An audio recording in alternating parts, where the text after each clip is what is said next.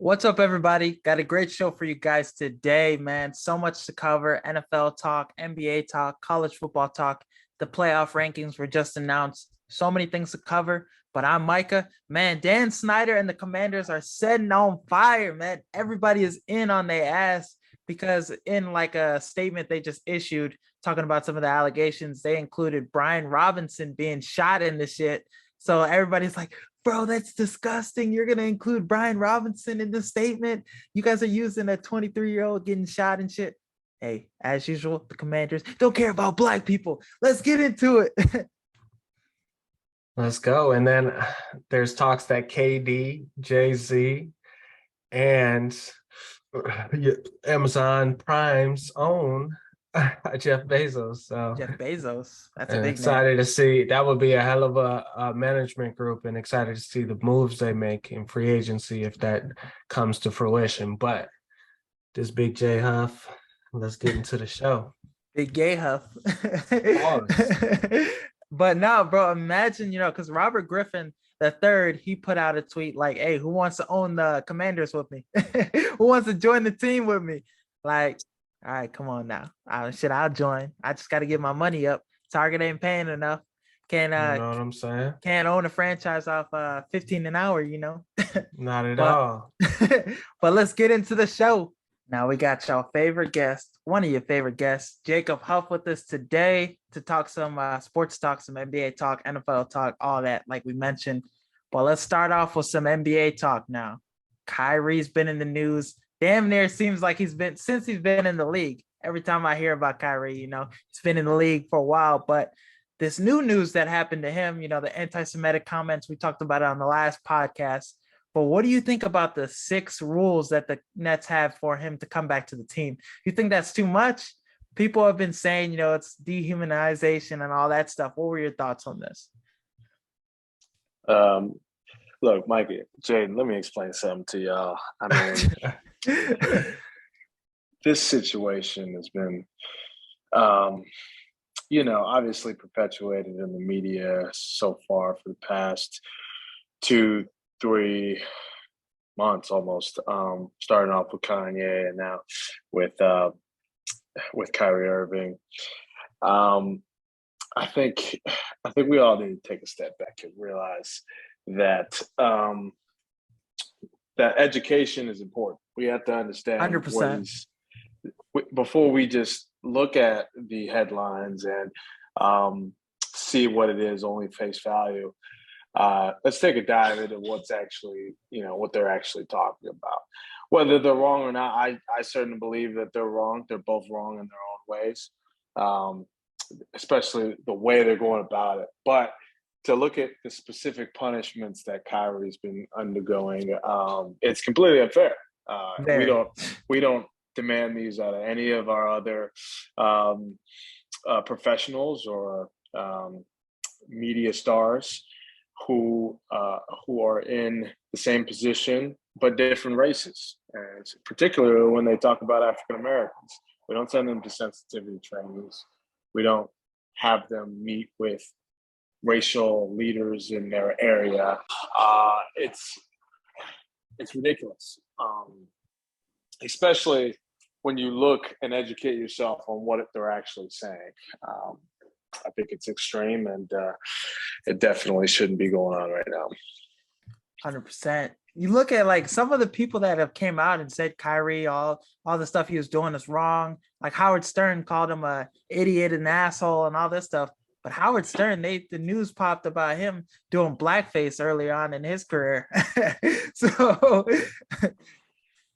it's tough. Yeah, It's tough. Crazy. Go ahead, Jade. Yeah, definitely live in a society where everybody likes to point the finger. Yeah, but when you do that, you got 4 pointing right back at you. So at the end of the day, I think, Kyrie is trying to find his identity. And as you do your lineage and as you do your history as an individual, and you feel strongly about what you've learned, of course you're going to speak out about it and voice your opinion on it.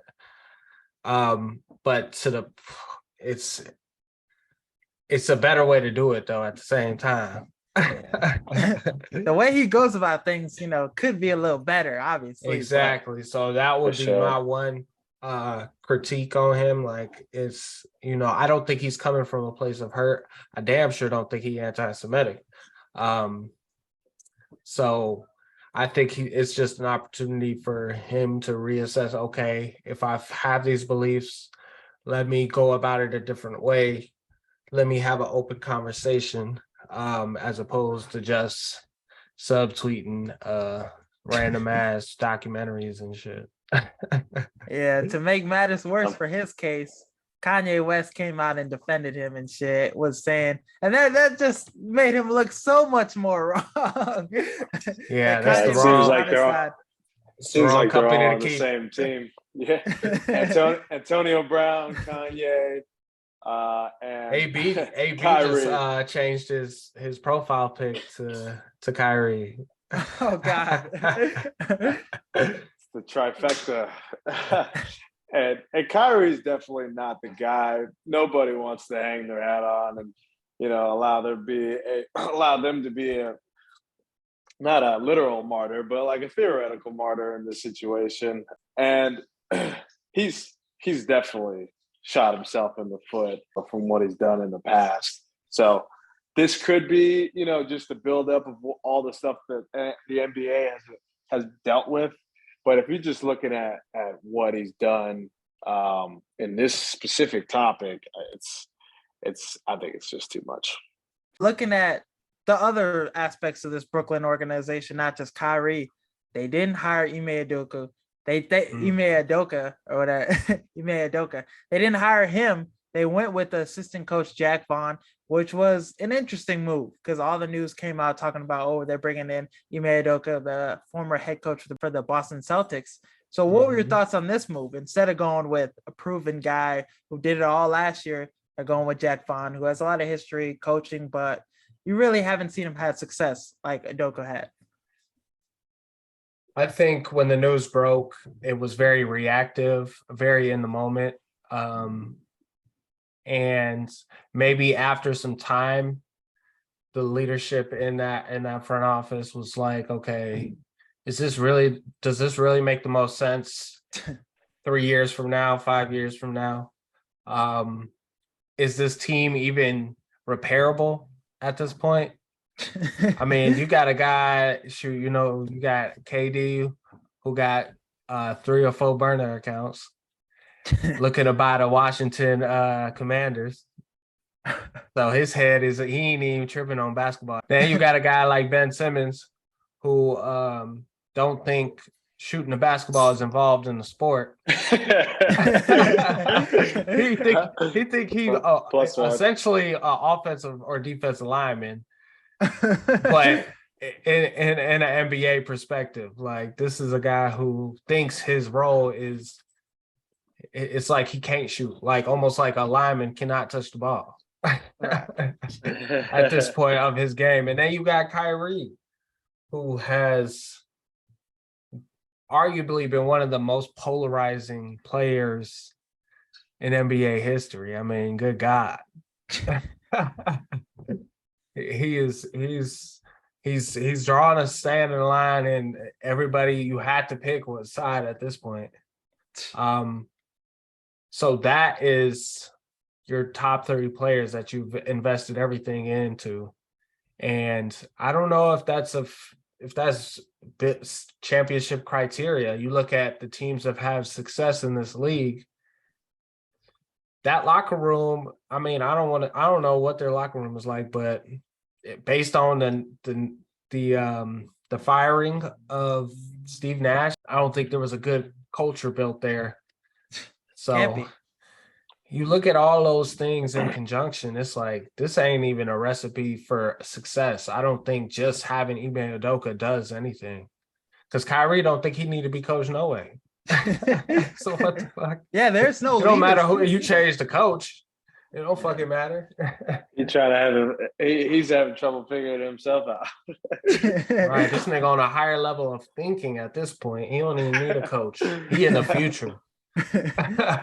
It's tough because like a lot of these guys, you root for KD, you root for Kyrie, you root for all these guys to, get that ring, Kevin Durant, get that success outside of Golden State, all that stuff. But they're not trying to help that case. There's no leaders in this locker room. And it makes it worse that, the coach they had, Steve Nash, wasn't that good of a coach as well and wasn't a good leader in that aspect, a lot of aspects, because like right before he got booted, like we mentioned on the show, he told organization, the higher up guys, they don't respond to me. They don't listen to me, all this stuff. So that tells you right there. But I don't think we can rule him out as being a bad coach though, because I mean, we look at the fucking what he had to deal with. That was some bullshit. But and at the same point, they was a playoff team 2 years ago, where if healthy, I think they could have made a real run. If KD, foot went on the line. So, I mean, can we credit his coach? Like, how much does that locker room impact his coaching? I don't think it was a fair assessment for him. And he'll land on his feet. He'll find another gig. Maybe, I don't know. Shit. Maybe college and then come right back to the NBA or something. Who knows? Nah, he an NBA coach, man. He could find a gig, whether it's assistant for a couple of years and then get back promoted. Yeah, he'll find something. But now let's get into another big story in the NBA right now. Two big stories in one. Now the Utah Jazz are 9-3 and the Cavs are 8-2. Which one is the better start for these teams? Like, which one is the most surprising start out of these two? I think no question the Jazz. Yeah, it's definitely the Jazz. Lauri Markkanen, he's averaging 21 a game. Maybe the Bulls shouldn't have got rid of him. Right. Maybe. He's hooping right now. Exactly. He looks great. And he's a guy that can guard 1 through 5. So, I mean, shit. He looked like everything we thought he was going to be, but a little later down the line. And he struggled with the Cavs too last year. Couldn't, get that production, 14 a game kind of guy. But looking at this Jazz team, they did everything to rebuild. Like they got rid of Donovan Mitchell, their best player, and then Rudy Gobert. Obviously you had to get rid of those two or one of those two. Moving forward, they look like they were trying to get the new dude, the 7'3" dude from overseas. Victor Wobama or whatever, how you say his name. But it looks like they were tanking for him, as most teams in the NBA were. But looking how they've been start of the year, 9-3, I don't know if they'll be able to tank. How good they've been looking so far. Oh, I mean, we're very far from the end, so they could definitely tank still. And even ship away Lauri Markkanen at this point. They might have to trade him. He's playing too good. Motherfucker, right. They could definitely get some more assets. So I think it's too early to think that, but I mean, shoot, they're doing something right. For sure. So even Cleveland, we saw them having success, but they are really hitting the ground running this year. But the NBA season's a marathon and not a sprint. So we're really going to see who changes once after that All-Star break, and we'll get a good idea of who's really a contender or who's not. Because you look at the Boston last year, they were at the very bottom, very ass at the start of the All-Star break, and then next thing you know, they ain't lose till the fucking playoffs at that point. So yeah, and then looking at their start, Donovan Mitchell, he's playing like MVP level. He's hooping. And then Karis LeVert, they're really deep and they play defense very well. But I still can't see them competing with teams like Milwaukee and the top echelon teams of the East. So it's just really tough. They're playing good, but what does it matter for if it's in, October, November, those kind of, like we mentioned. Exactly. But on the opposite of that, looking at teams that are playing very well at these beginning months, there's teams that are struggling very badly. You got the Lakers starting 2-8. We mentioned before, AD trade rumors and stuff, but, Russ has even picked it up as well, too, coming off the bench, playing at a more efficient level. But looking at this Lakers team now, is it too soon to say they should just move AD? You know, those talks should continue, get somebody better. Hey, I seen like on First Things First that mentioned a trade, Ben Simmons, a Kyrie Irving for Russ and AD straight up. What would you do? Would you take that?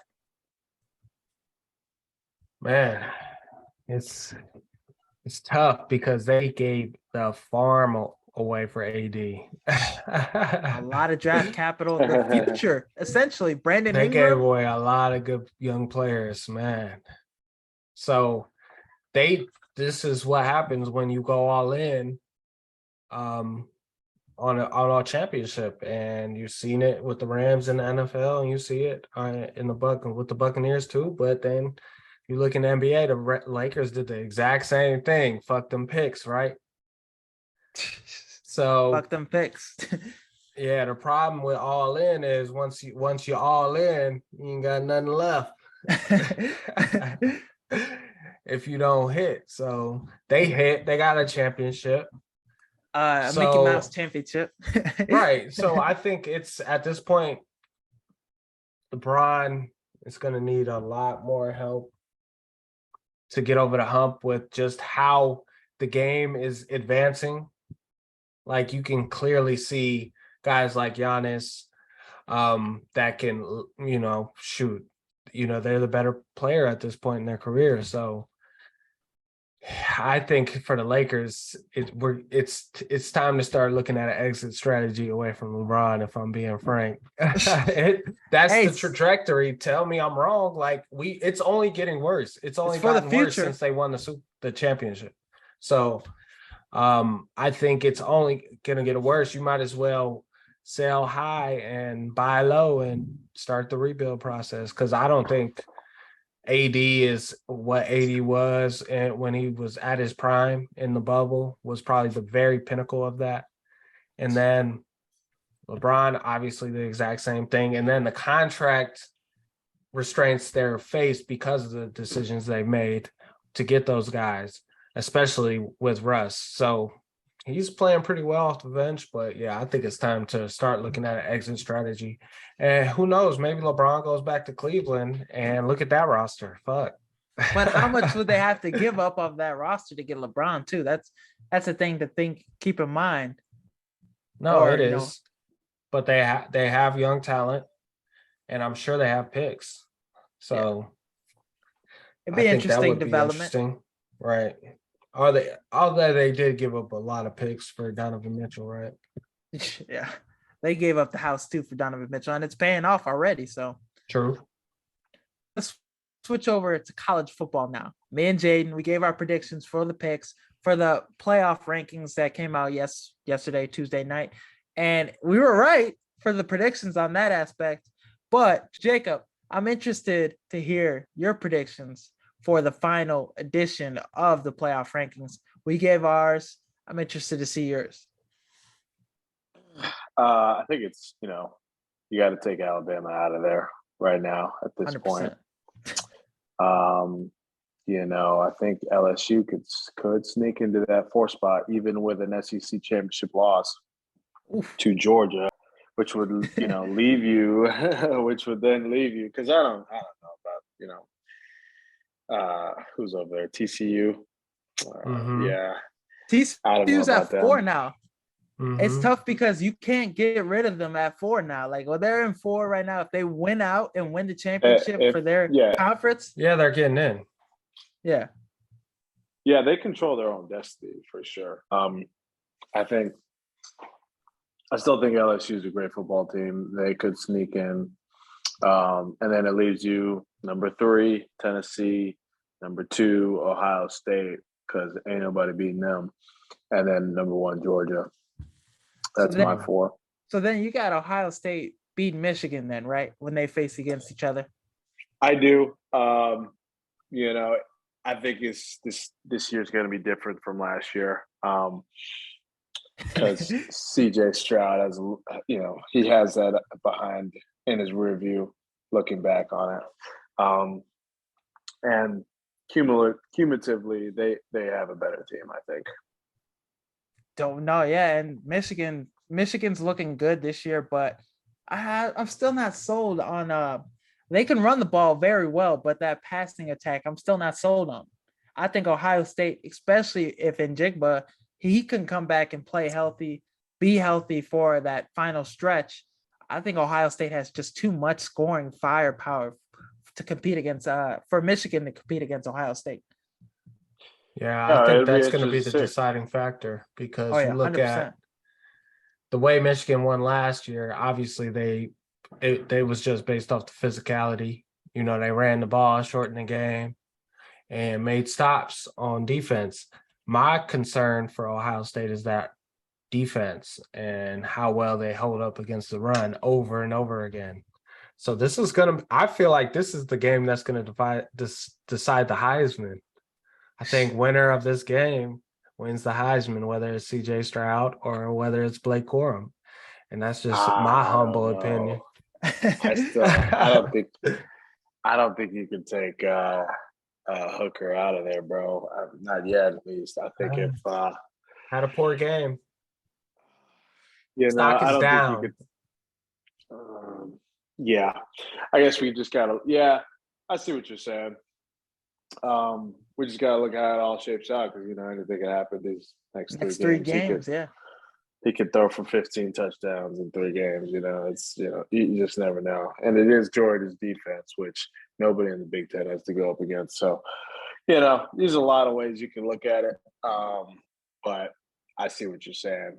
Right. The Because problem they're gonna be more lenient to give that trophy to an undefeated team for sure. no question. And then you look at Tennessee's schedule. I don't think we can put there's a real thing when you get hot at the wrong time. We've seen this guy with a lot of different players who've put up crazy numbers like Lamar Jackson and Johnny Manziel. And then the next year they're on pace to do that. And they have a lull at the wrong part of the season. And then somebody else ascends because they had their best game at the end of the season and they had that Heisman defining moment. I think that moment's left Hooker just because obviously that would be Bama. And our last time seeing them on the big stage was against Georgia and they only scored 13. Now they have Missouri, South Carolina, and Vandy. And they're not going to the SEC championship. So but then it'd be a recency bias, right? Because that's the reality of it. If he did that, that's true. But if he did what he did versus Alabama in week 11 or 12, and he played Georgia, flip-flop those games, there's no question in anybody's mind to give Hooker the Heisman at the end of the year. Like I said, they got a lot of football left to play, but could go crazy. Wouldn't be surprised, the numbers he put up earlier on in the year, a lot of big games where he had multiple touchdowns passing. You see how easy it is for them to score too. Tennessee, they put up points like it's nothing. Exactly. But you look at the matchup that's coming up where you got the number 2 team versus the number 3 team. Blake Corum, if he has a huge both game. With Heisman candidates. CJ Stroud is now arguably, he had a bad game last week too, but to your point, the very last game of the season before the Big Ten championship is Michigan and Ohio State. And you tell me if Blake Corum runs for 3 touchdowns and they win that game, he's not the front runner for the Heisman? Or on the flip side, if CJ Stroud throws for 4 and completes 80% of his passes and they win in a nail biter, he's not winning it. I don't know. You got to remember, this is still a quarterback trophy. So. Yeah, but if all these quarterbacks start to take a dip late in the season, obviously Alabama's quarterback's out. Even my boy out west at USC, they're still struggling. Caleb Williams, yeah, he's not in the conversation. We're talking about Bo Nix at this point, sneaking into the conversation. And then Jaden outside Daniels, of that, Georgia, Jaden Daniels from LSU. Daniels. So we've seen years where quarterbacks start to take a dip, and then a Mark Ingram can win it, or Reggie Bush is an outlier because he was electric. He had a big Devontae Smith, So Derrick Henry. There's years where we can get it, somebody outside of the quarterback position to win that award. But it's got to be a year where quarterbacks start to falter, and it's on track to do that just based on last week. Every big quarterback struggled last week, it felt like. Yeah, it's tough to see. So, Jacob, who's your final prediction for Heisman then? Well, don't say Hendon. It's a good question. I still have him in there. Look, I still have. Who's your guy? Are we playing? Who are you rooting for? We saying whatever. Okay, who I'm rooting for? Yeah, is definitely Hendon Hooker. But do I think he's gonna win? Do I think he's gonna win at this point? No. I think CJ Stroud's gonna win because I don't think Michigan's beating Ohio State. Okay. And another thing too, in CJ Stroud's defense, man, it's tough to go in there and play in Evanston in the middle of the fucking day, and you got nothing but your mom in the stands, and it's fucking negative 20 degrees outside. I done did that before. It's not fun. I know. I've been to them games, and I wanted to leave.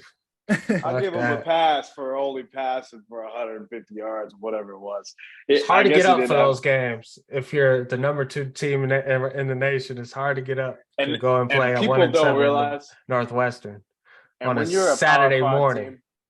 When you're a Power 5 team, you could say Death Valley is the hardest place to play. You could say all this stuff. It's nothing like going in there in Evanston or another, West Big Ten team and playing them in November. That shit is tough. That's very tough. It's grass too. It's grass, very, very claustrophobic stadium.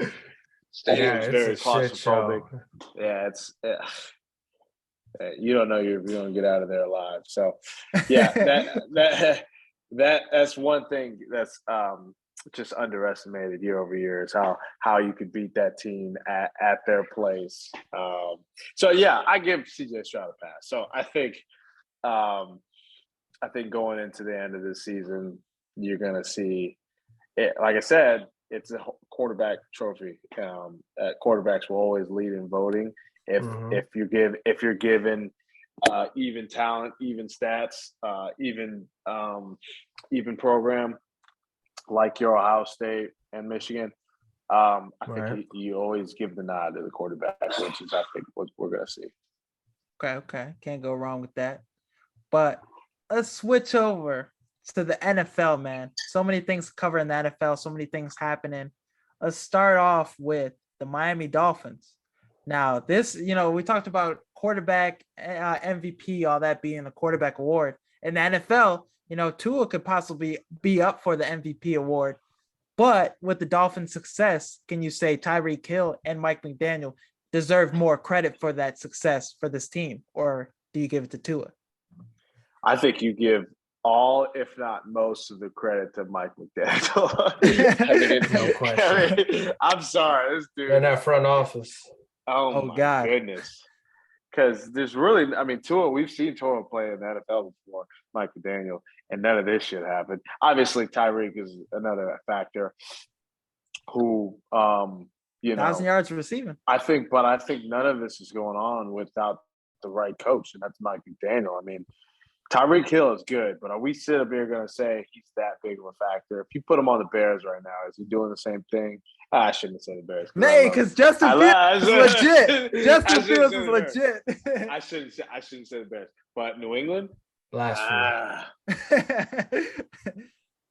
I just don't think he's balling out, but 1,100 receiving yards, 9 weeks into the season. Come on, man. That is fucking video game numbers. And I think 100% he's in the perfect system with a perfect quarterback. No disrespect to it. He is the guy for the job.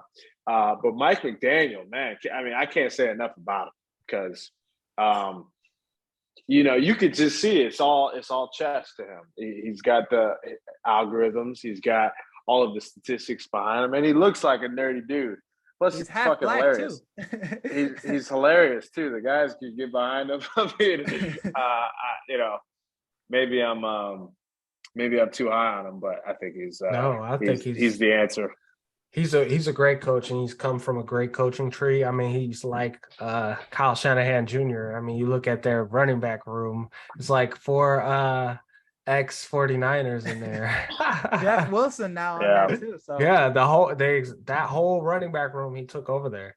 And I do think that's blasphemy on to the point of Tyreek Hill. I feel like he's the fastest guy we've ever seen be able to be a good receiver too.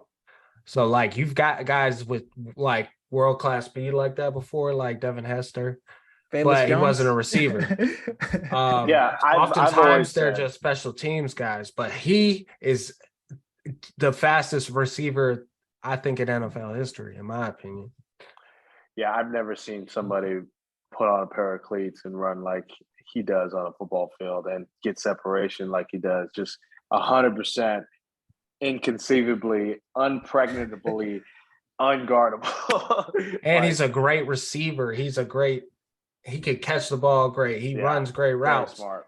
And then to add that type of speed that no one in the world can run with outside of Olympics, shit is all time great. Yeah. He could Yeah, have and more yards receiving too. If you think about it, because there's a lot of balls that Tua throws that are a little underthrown. If he throws it a little higher, that he could have like a 2,000 yards receiving by now.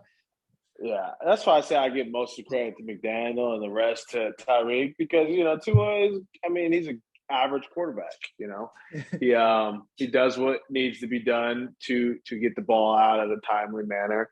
But he's got to. I mean, it's like buying a house, and finding out there's oil underneath of it. You can't this is just shit just like give it to it. So that's a fact. Nothing against Tyreek Hill. I mean, I'm even drawing back what I said before. He is a baller. Put him on any team, they're going to be better. But like I said, with Mike McDaniel's system, you also got Jalen Waddle on the side. He's another guy. He's a problem. I mean, talk about a defensive perspective where you have to worry about two of these guys, not just one, which is something they didn't have in the Chiefs, which is is evident right now with how they're blowing up, and both of these guys are blowing up in receiving yards. But yeah, I've always said, even when Cooper Kupp was going crazy in the league last year, and he had better numbers than Reek, I was still saying Tyreek Hill's the best receiver in the league, just because Cooper Kupp had a better system at the time. That's blowing up right now, but I always said Tyreek Hill's the best in the league because I've never seen him do what anybody else does. I've seen a Cooper Kupp before in the league. I've never seen a Tyreek Hill in the history of the league. That's fair. But now we're looking at a team that's possibly they're the second best team in the NFC, but they're not getting the credit they deserve. Let's find out why. Because this Vikings team, 7-1. Why are they the least talked about 7-1 team in history? Because it's some Vikings and they always find a way to fuck it up. No, I'm just kidding. That's true though. I mean, they've had good seasons before. They've been in playoffs. I think it was like 5, 6, 7 years ago. Minneapolis Miracle. They had, Case Keenum back there, but still, they had what it took. They lost to Nick Foles that year too. I think was it Nick Foles? Yeah, Nick Foles. Yeah, and it's just everybody in Minnesota feels the same way too right now. They're like, feels good right now, but I'm just waiting for when this train falls off the rails. You know what I mean? It's just I'm not going to get my hopes up with it. And I'm not a huge Vikings fan. I am a fan though. I'm obviously more of a Bears fan, which is blasphemy being in the same division. Whatever. I lived in Minnesota for 3 years. I'm excited for them. This year is definitely their year in the North, and they need to capitalize on it. I'm hoping they do. 2 words: Kirk Cousins. That's why they ain't done nobody getting no fuck. Who should be in the MVP race too? He should. He's putting up good numbers. He's Putting got up the good chains numbers. too. Sure. You see the videos him dancing after they get a road win. It doesn't matter. We're not Hey, talking they was about on the them. playing board and shit. Like, hey, drunk as hell, probably. Hey, Drunk as Kurt, hell. put it on everybody on this plane chain and take your shirt I off hope- when we go record it. I hope people don't think those are all his chains No. because they're not. I mean, that's Nah, that's I mean, it's hilarious, just, though. you know, niggas being That's so niggas. funny. That's all it was. And I was wrong about Kirk Cousins. I still believe that if the chips are down and it's time to make a play, it's time to win a game, time to win a big game, he's still not your guy. But he's a good quarterback. I before the season, I was like, I'm still not sold on him. I still don't think he's a good quarterback. But he's got two upper middle receivers. class. Jimmy He's Garoppolo. got two star receivers. Might be a little bit better than Jimmy. But he's Up for debate. he's ass on the Bears though. If you put him on the Bears, he's not good. Oh yeah, any quarterback that can't run. Yeah. Because you Joe can't. You gotta save your life. Joe Burrow, though. Look at Joe Burrow. He'd Great probably do quarterback. His some ass things. would be grass His too, O-line- because his he wouldn't have O-line no sucks, receivers. too. Yeah. But he has arguably up there. You could put Jamar Chase in that top receiver Already race too. 2 Yes. years. Mhm. But looking at this though, this Vikings team, what's interesting about this, how it affects the NFC playoff picture. Say the Bucks, they go to the playoffs. They're in they have a host a playoff game, and possibly Tom Brady goes off to play Kirk Cousins in the next round, and then possibly Jalen Hurts. Tell me, Tom Brady, you don't put your money on Tom Brady going to the Super Bowl after playing those two quarterbacks. No? Tom Brady ain't about to do shit this year, but he missed it. You gotta know when to hold him and know when to fold him. He lost his family. Away. We meant Gotta know when to leave that his family table, is boy. gone. They got nothing to go to home held to. on too long, boy. Hey, we're gonna come back to this video at the end of the season and go back to what I'm about to say We'll keep right the now. receipts. Here we go. Go ahead, get it off your chest. I think it was 2016. All right. I made a bet. Tom Brady versus the Who do the they fuck play? coughing? Who are you good over there, boy? Sorry, that's my lady. Need a over cough there. drop? She's a little sick. She's a little sick. We came down with a 3-day Step flu. outside with that. No, just That's some grace, man. Anyway, like I said, you don't look. The point is, I'm gonna make this fast. I made a bet against Tom Brady in the Super Bowl. I lost, and to that day, I vowed against ever betting against Brady, and I'm not going to do it now. I think after this past game, he got a little taste of that winning. You know what I mean? He got a little taste. A little taste. Again. And he's going to run with that. I think he's going to run with that. You see that video he posted on his Twitter? Take it away, Kevin. Man. I like that video. Was funny as hell. It's nice to win one. And that's what look. It's clear that team goes as far as Tom Brady's confidence is. And not fair. It's fair. I'm starting to see a turn in his confidence. So, yeah, I think what you said, in that NFC picture going into the playoffs, it's not far out. I think it's very possible for him to end up in the Super Bowl year. They have a good fucking team. People don't realize this team is really good. They're just Julio Jones as their fifth receiver. They have one of the best defenses in the league by far, bro. And they have the Super Bowl experience late in season. If they can fucking steal a wild card spot, man, they'll be fine. I mean, they don't even need to do that because their division sucks. So their division is ass. They'll be fine. They'll host a playoff game. Exactly. So Jaden, I think you're wrong. I'd have to agree to disagree. So let me ask you this though: how do they resolve the O-line issues? Because Tom is not the one that can afford to be behind a bad O-line. That's going to be the question. That's really my only barrier to see them. And then how do they to see run the them ball? stretch this They're out, one of but the worst run teams in the league. So you can only throw the ball quick. That team can only throw the ball quick. That's literally it. You can't even run an offense around that. You can't run the ball. You can't throw it deep. You can't do play action. You're just getting the ball out in 2.5 seconds. how many times have we seen commentators, journalists say the same thing about a team?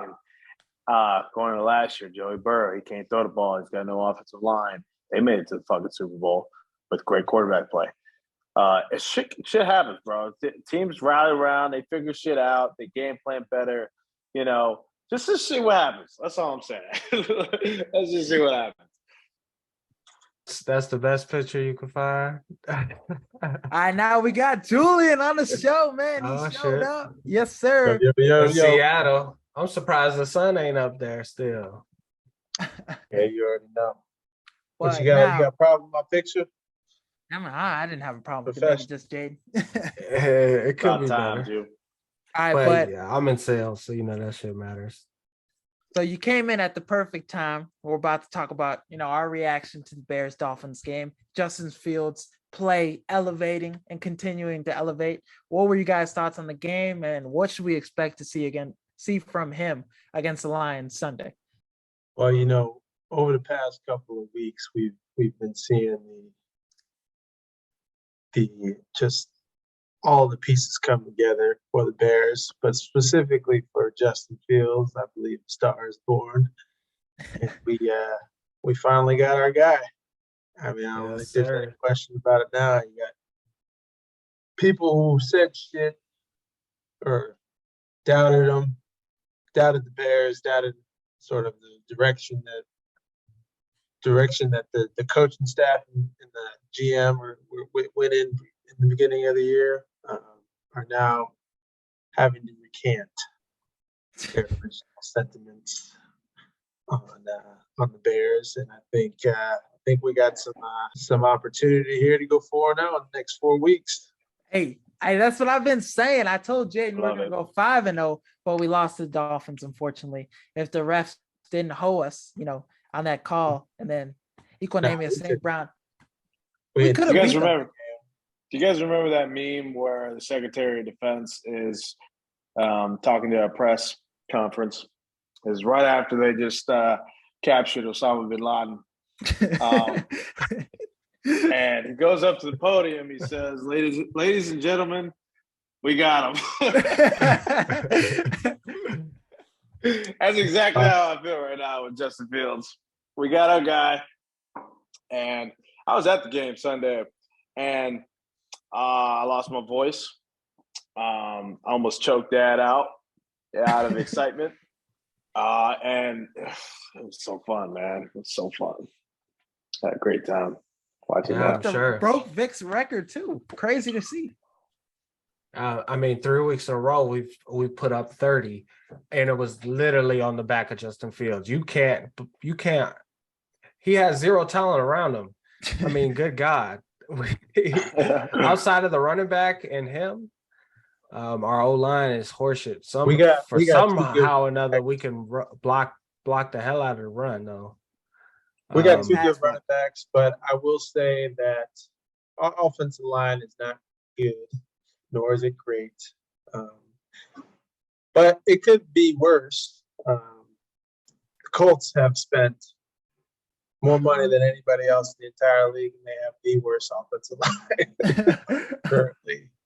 Maybe the part of that has to do with this just terrible team chemistry, but you can tell, once the guys up front believe in the guy throwing the ball, they got more of an incentive to block and protect them. For sure. And looking at, even our defense, we knew they were going to be ass against the Dolphins, but they just gave us that one opportunity, that one stop. That's all we needed. All we needed was them to stop the Dolphins. Of course, Tua, made a, bad couple of decisions, made a bad throw. That defensive PI against Eddie Jackson, that obviously didn't help, but we still came up with the stop when needed. And I think going forward, we could go 4-0 in the next 4 games, like Julian mentioned. You got the Lions this week.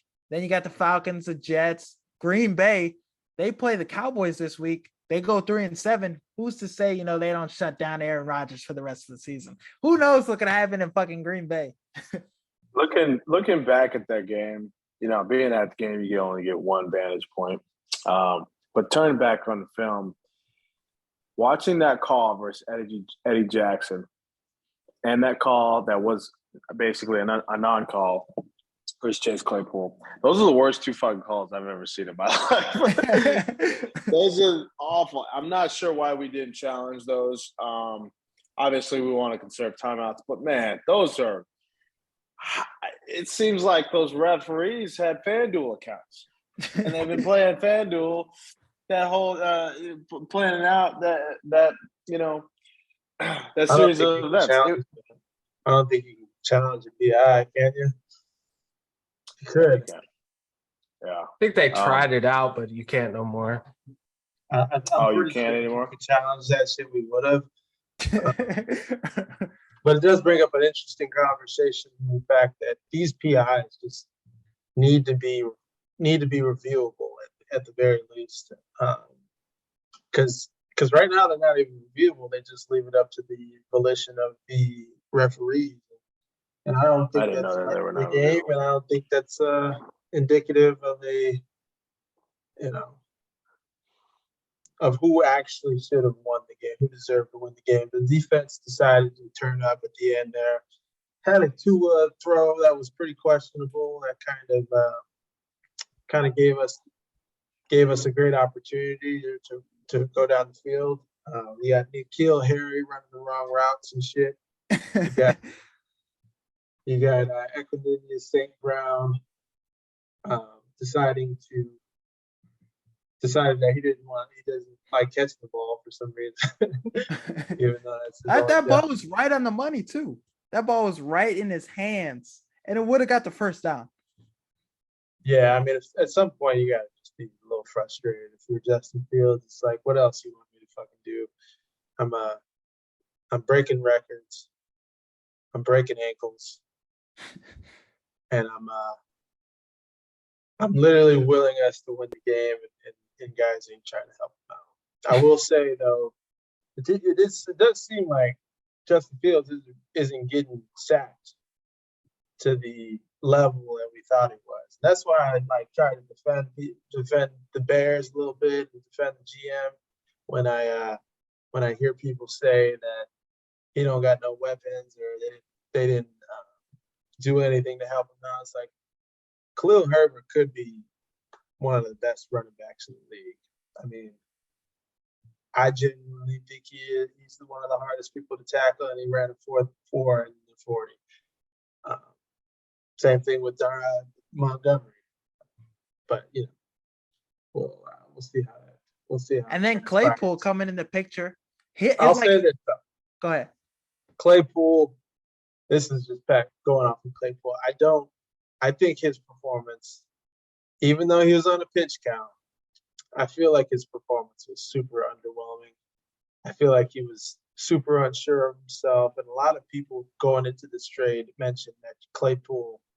Yeah, he had a crazy year one. He had a crazy rookie season with Pittsburgh, but has literally never shown anything other than that. I don't think Claypool can be a one on the Bears. I think Darnell Mooney still has to be the one, carry the majority of the catches for the team.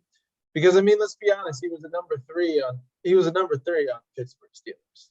I mean, if we're being honest. True. And it's not like he didn't have an opportunity to be the number one guy there. He surely did.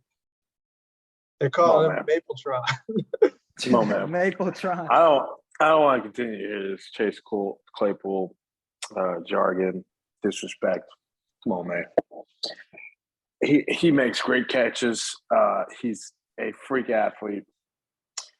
You absolutely cannot judge a receiver's performance off their literally 4-day install.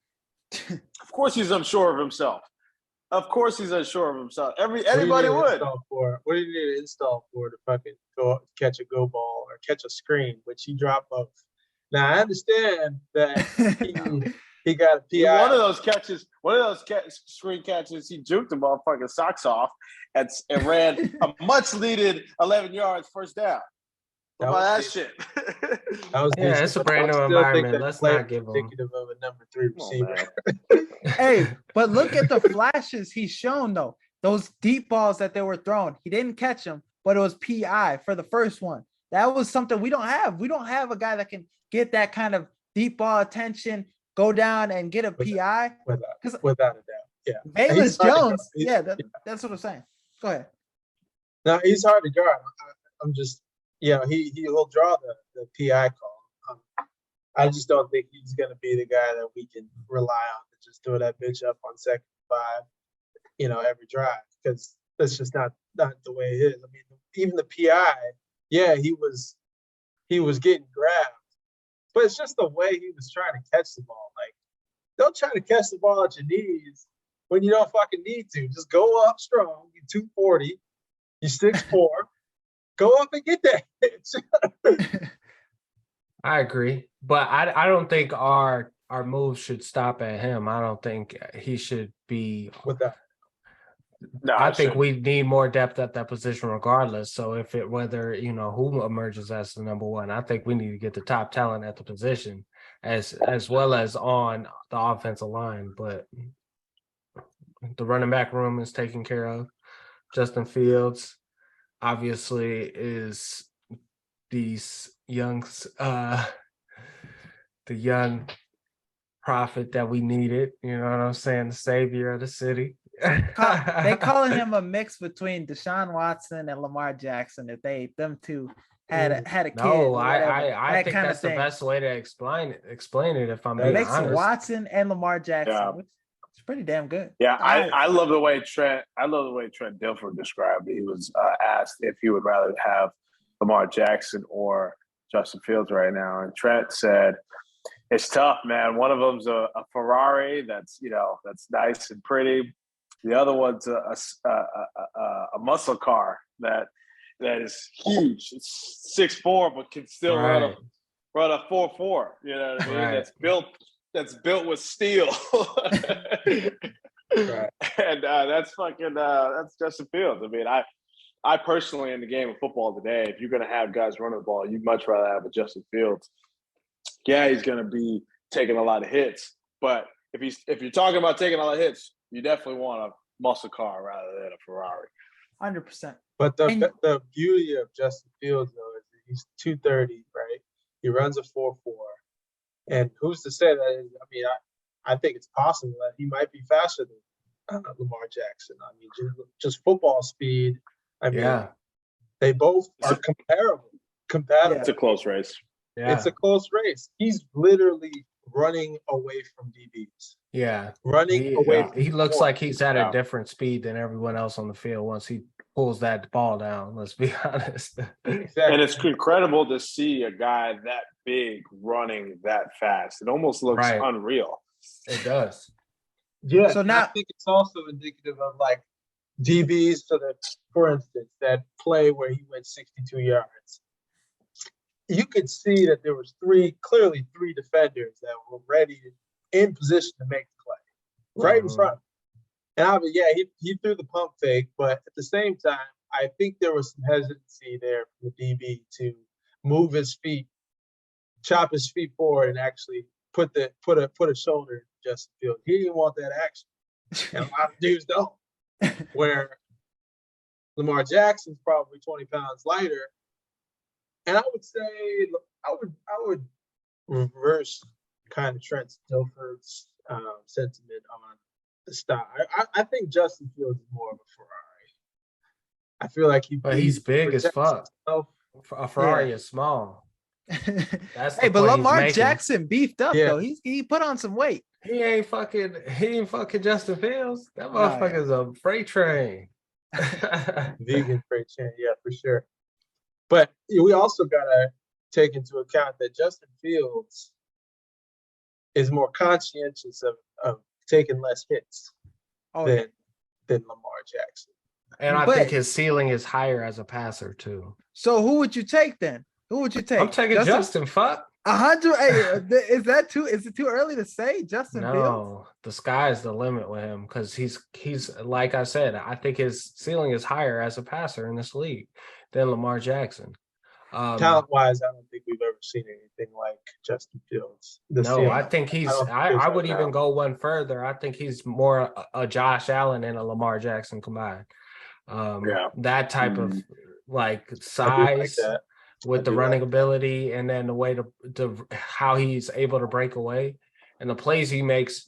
With we're scoring 30 with fucking Darnell Mooney as our number one receiver, and then Dante and the worst Pettis receiving core in the as league, a receiver too. Dante with Pettis the worst offense, with the worst pass offensive line in the league. So he's literally pulling shit out his ass and dropping 30 every single game. Like we've never seen anybody be able to do that with the lack of weapons around him.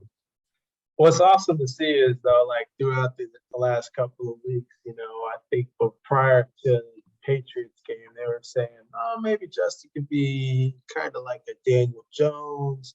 And then after that was his comp. That was his comp for real. Daniel after Jones. The Patriots game, they were like, maybe he can be, maybe he has the ceiling of a Josh Allen, but we got to see it before we say that. And then after the Dolphins game, everybody's like, whoa, hold on. Daniel Jones, they never did that.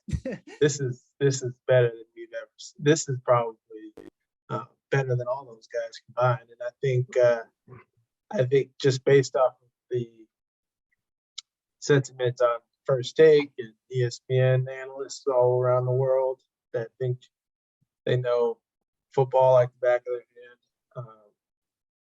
all of a sudden they all like Justin Fields now. Bears are gonna fucking go to the playoffs. The narrative changed, bro. The narrative changed. The buddy, Nick Wright, he does this like tiers thing, right? He has teams that are limited, and he's like, the number one rule about my teams: if you're limited, you won't make the list again. You won't be in the playoffs, right? And then he was like, all right, I broke a rule. The Bears are back in the next tier. He was like, I broke the rule. Justin Fields is too damn good. I'm like, damn. I think we're better off not making the playoffs this year, if I'm being honest with you guys. I mean, you can say it. You could say we can get hot towards the end of the season. I mean, we're hot now, if you ask me. But if we make the playoffs, we ain't won a game. If we make the playoffs, yeah, exactly. Would you take that though? That means Justin Fields is a top 5 NFL quarterback. Then, if we make the fucking playoffs, what we got on this roster, that is like showing the development and the growth he's shown. So, if I'd rather take that over, obviously a higher pick, but we got our franchise guy balling out of his mind, and I look at Brian Poles too. Go ahead. GMs are only taking Patrick Mahomes over Justin Fields. If you had to close your eyes and pick a guy, that's the only fucking. That's the only person I'm taking too. That's the only person you would take over Justin Fields in the entire league. I take Josh Allen after this last game. See, Josh Allen. I mean, we put up. I love Josh. Micah gave us the stat. To date, every statistical category, I think outside of maybe completions and pass yards, but he has a better completion percentage than Josh Allen. He has more rushing touchdowns, more rushing yards, a better passer rating than Josh Allen up to the first 19 games of his tenure at his respective team. And then you look at just the sheer talent. Josh Allen ran a high 4.7. And I'm not a big 40 guy, but I mean, if you have 0.3 seconds faster on the football field, it's just unthinkable to me to think that like people are still interested in taking Josh Allen over him. And Josh Allen has sort of been making a few mistakes. So I'm not going to hold it against him, but he's been making a few mistakes over the last couple of games. I just want to say, you give Stephon Diggs, you give the Bears Stephon Diggs. Oh my God, come on, man. Then you tell me who the better quarterback is. AJ Brown, somebody. I didn't know that he ran a 4.7. I mean, damn, he looks fast as shit. In fairness, he is faster. In fairness, he is faster. Like he even said that he has gained in speed since he got into the league. And it looks, Probably like a you mid look at his 4.6. college, maybe even a little bit less, probably low 4.6. I mean, But you look at his he just film ran in that college. bitch like 60 yards Sunday. Yeah, and you look at his Let's film be in honest. college, We he all didn't know do that. We all Right. know there's a difference between 40 speed and game speed. I mean, Daniel Jones ran a 4.8, and that motherfucker could fly.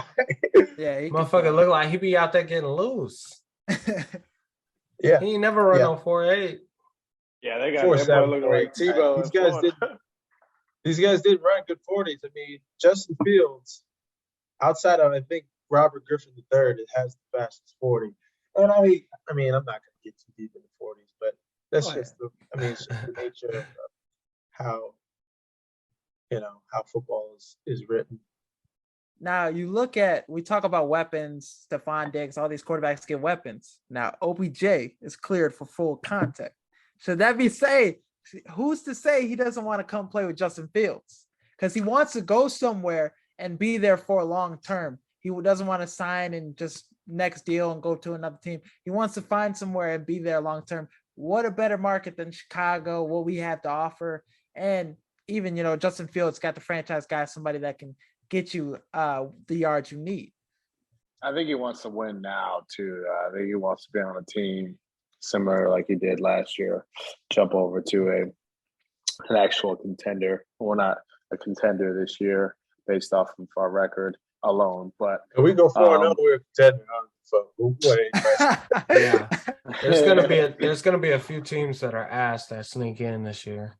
We might be one we of those get teams. Jack Sanborn and a couple. We're a game away. We're a game away from being in the we wild get our card fucking race. defense right, though, man. What is going on that defense?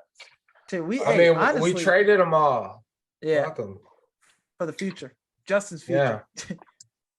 We want to limp into the playoffs with this defense? I don't know. Bro, I don't think right now is fucking terrible right now. People, at least when Robert Quinn was on the field, they were scared of him. They were chipping. They were fucking double teaming his ass. Right. Ain't nobody double teaming Dominic Robinson. Ain't nobody double teaming Travis Gibson. You just sit there and watch. And I did. I rewatched the fucking game. Their pass and just looked at the D-line play. Bro, I was trying to figure out how we didn't have one sack on Tua. Man, how many times did he throw that bitch? How do they throw the ball 55 times and we don't get one sack? That's just unacceptable. You don't deserve to win if you don't get a sack. Hell no. But looking at this Colts team, they make the move for Jeff Saturday. They could possibly blow things up. They just don't give a fuck about coaching experience, all that. So who knows what they can do for the future? Looking at this Colts team, Matt Eberflus has a lot of connections on this team. Do you go ahead and make a move for DeForest Buckner? I personally, I give them whatever they want for DeForest Buckner. That is a cornerstone piece that will change our whole defensive line. You put him on that defensive line, everybody around is better. Or Shaq Leonard. Well, obviously, a linebacker, Shaq we know the value. Shaq Leonard he's a once in a generational linebacker. I think he's by far the best linebacker in the league right now. I don't know why Roquan thought differently, and that's why his ass is in Baltimore. But nevertheless, seems like whatever's going on in Indianapolis is a bit of a circus. You ask me. Yeah, they just hired their buddy. Jim Irsay just hired his buddy. Basically, that's right. What are y'all thoughts on that? Give me the Jeff Saturday hire. Thoughts? Listen to me. I mean, they're gonna fucking lose every single game. They don't. Right. They don't give a. They don't give a shit who's the head coach right now. They want to tank as fast as possible. You see how fast they lost to get Andrew Luck? It was terrible. How you go from playoff team to 1-12? Like that's an excellent 1-15. That's an excellent point. This is the best way. This is the best thinkable way to tank legally. hire a guy fresh off the.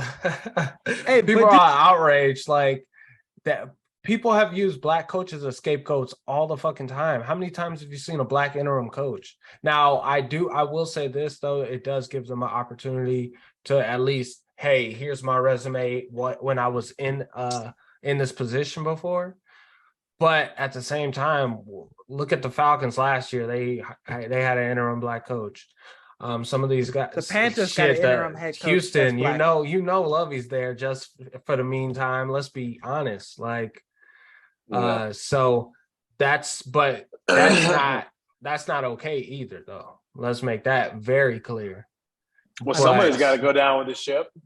Somebody's got to. I mean, you know, hey, you told me you want to be a coach. I got an opportunity. You know, there's some being in the right places at the right time, and it's not who you know. It's not what you know. It's who you know. You got to realize some of these, every one of these businesses, the 32 leagues, 32 teams are ran completely different. Like some of these guys got their wealth from having a football team, and then some of these places are built around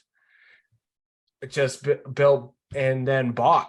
So everyone's gonna be ran different. And shit, Jim Irsay, that motherfucker, he hands on. Like Jerry 100%. Jones, a lot of the older owners that created their wealth, or at least have been in those shoes for a very long time. So he like, fuck it. If you in the right room with one of them, they'll get you situated. Come on now. That's the type of guy he is.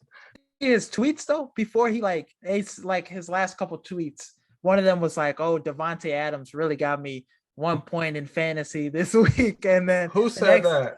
Jeff Saturday. The next week, The next week he was like, "The Raiders." He was like, he didn't even know he was gonna be up for this job. He just called. He literally called him like, "Hey Jeff, you want the head coaching job?" He's like, "Fuck it. I've been wanting to get in coaching. This analyst shit is cool. A better opportunity." Right. And the week before, he's playing the Raiders this week, right? And then on Twitter, he's like, "The Raiders look terrible." That's what he said on Twitter. Well, he was an analyst. He had to have an opinion on every team, and that shit gonna bite him in the ass. It's gonna be interesting to see tapping him that against ass. the Raiders this week. Yeah. Open up case a little bit. Oh, they're gonna lose every game after this. Or, I mean, shit, Jeff Saturday, this could be the opportunity that he could be another young head coach that knows his shit. And I bet on a guy who played in them trenches over a guy who hasn't 100%. Any day of the week. Well, let me ask you this: could you do it? Man, hell no. But I also wasn't one of the best centers of all time. Shit. I'm just saying, in terms of like if you ask the majority of people who actually know football, who actually played the game, and know what it's like to be around coaching staff, know the time commitment to be to be in a coaching environment. I think the vast majority of people say, "No, I can't do that shit." It takes everything. It takes everything. Albeit, being a head coach, the main problem is they don't have an existing structure of an offensive coordinator that knows, how to call plays, and a defensive coordinator that knows what he's doing, and they don't have that existing structure. Because if he had that, I mean, at the end of the day, Frank Wright would still be there. Coach is like a CEO. Yeah, true. But definitely, I'm excited to see how Jeff Saturday pans out. We'll see this weekend how he does. But that's all we got for the show. Thank you guys for watching. Thank you guys for listening. Check out the content. We're keep pushing out. Like I always say, Instagram, TikTok, Twitter, all that. We're pushing hella content. We pushed out predictions for the college football playoff before it dropped. We put out my fantasy heroes or my biggest losers for the week. We put that out. We put up a lot of content. So keep checking that out. Keep being on the lookout for that stuff. But like always, thank you for watching and thank you for listening. As always, peace.